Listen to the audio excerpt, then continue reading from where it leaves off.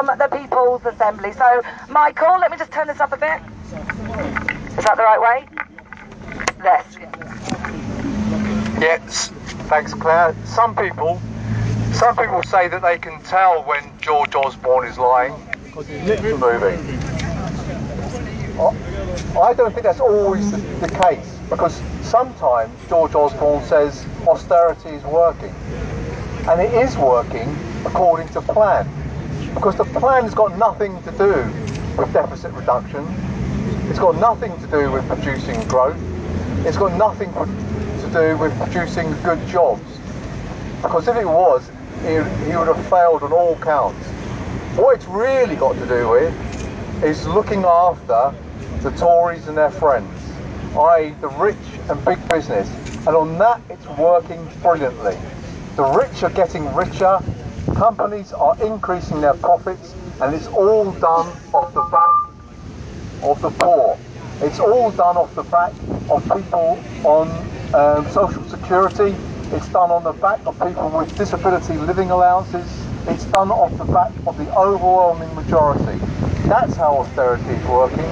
It's a huge transfer of incomes from ordinary people to big business and the rich. And as far as George Osborne is concerned, the fact that the deficit is rising doesn't matter.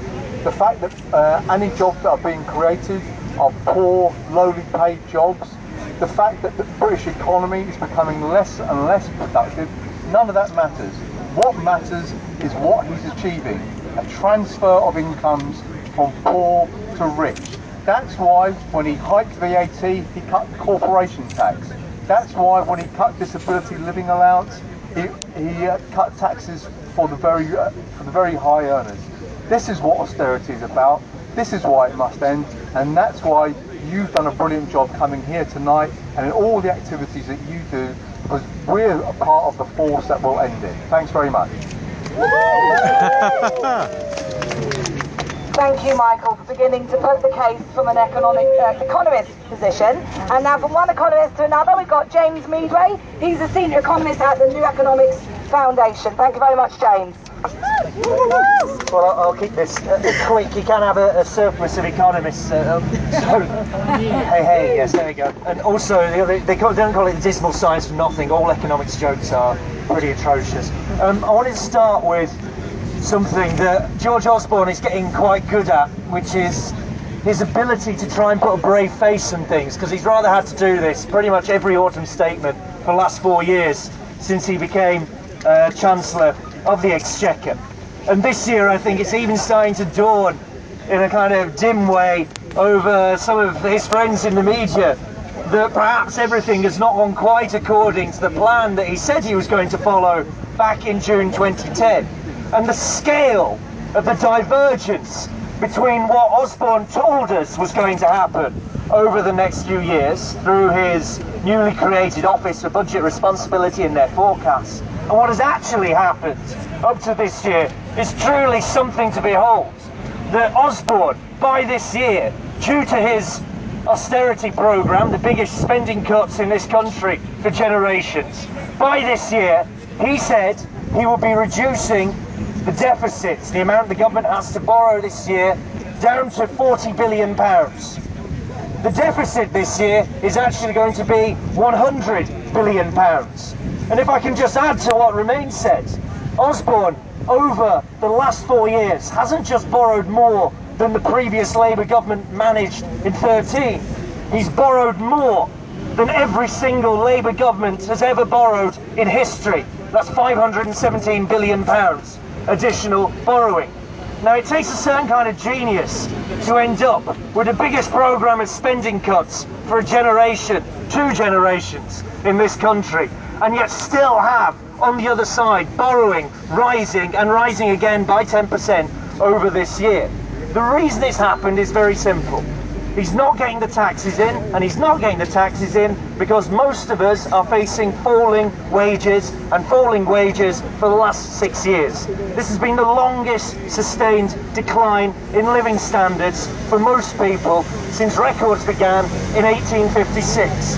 You simply cannot find another period in British history where ordinary people have suffered this long a period of decline in their living standards. And this is the glorious success that George Osborne has presided over. And of course, at the heart of it is exactly what Mick Burke just said.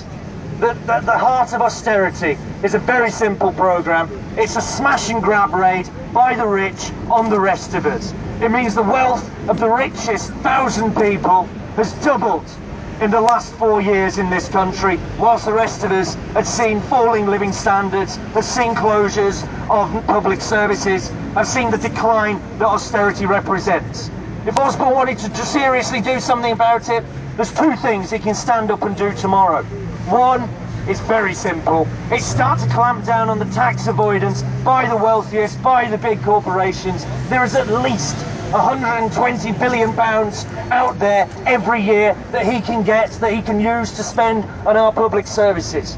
Two, he can immediately increase the national minimum wage from the derisory sum it is at the moment, nowhere near enough to live on in a place like London, to the living wage. Still not exactly riches, but at least enough to get people some degree of dignity when they work. He can do both of these things, and he can start to make a difference to how most of us have to live our lives here. He won't do any of this. He won't do any of this because he's committed to austerity, and that's the politics of this. The politics of this is that this is a smash and grab raid by the rich, and it's up to people like us to stop them doing this, to turn the economy around, to try and have a society that works for the benefit of most people, not the 1%, not their friends, not the bankers, not those at the very top of society. Thank you.